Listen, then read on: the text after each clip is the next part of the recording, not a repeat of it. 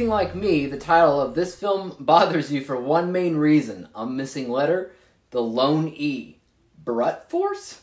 Turns out B-R-U-T is indeed one of the many different ways that you can spell brute. But in this case, it's a play on words that digs a little bit into the plot itself, because this spelling of brute refers to something that is dry or unsweetened, specifically when you're referring to wine, which makes sense because a giant part of this plot is the setting itself, which takes place in wine country. XYZ Films sent me a screener to check out this film a little bit early, so without further ado, let's chat about Brute Force. Newly fired reporter Sloane Sawyer hears that somebody has been harassing vineyard workers in her hometown, so she starts investigating. When haunting beauty Dulce goes missing and the alluring Tico Reyes shows up looking for her, Sloane is drawn down a twisting trail of violence and crime, determined to help those that she's come to care about in this town before it's too late. The director of this film is Eve Symington, and for a feature-length directorial debut, she does pretty well in crafting and weaving together a trail of mystery and intrigue found at the heart of Brute Force.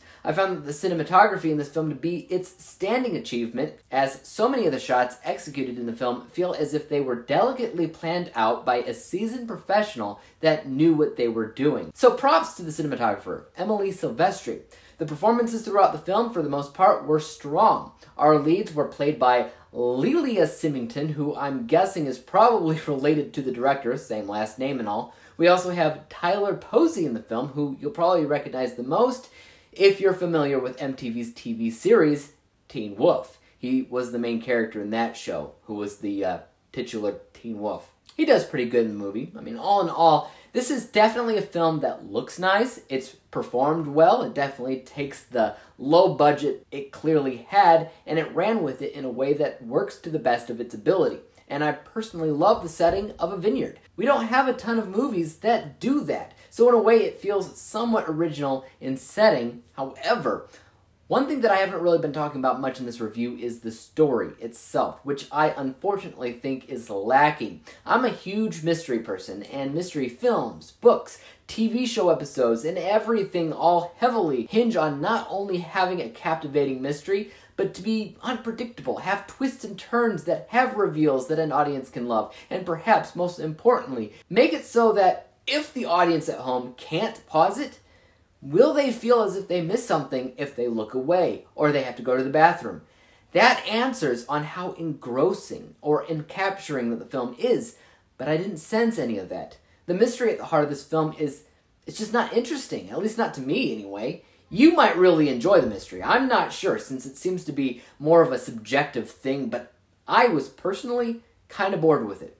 It's really important to note that I wasn't bored with how the film operated behind the scenes. Again, strong directing choices, strong performances most of the time, good cinematography. It's literally just the writing of the mystery. But because a movie like this hinges so much on the mystery angle, if you're not invested in that, you will not be invested in anything else that the film does.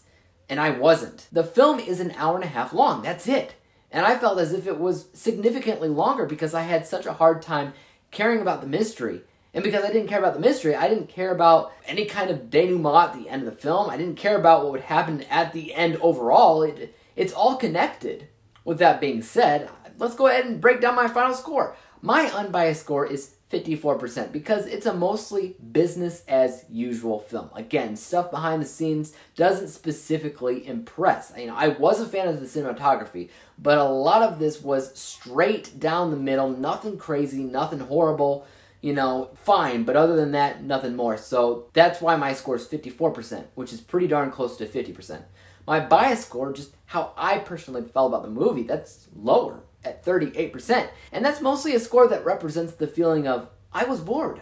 I was bored, but I appreciate some of the stuff going on behind the scenes, and I liked the setting, but other than that, I can't sit here and praise the rest of it. So combining those two scores, 54 and 38, we come to the final rating for Brute Force. That is 46%. 46 out of 100 possible stars, which for me is a D letter grade. That basically means technical appreciation there, but this is a movie that affects you more when it comes down to your bias, things that you're subjective about.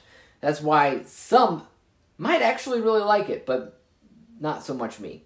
Guys, let's hear your thoughts about Brute Force in the comment section down below. Have you seen it? Are you looking forward to it? And as for YouTube, you guys know what to do. Hit that like, subscribe button, and bell to be notified when I come out with my next review.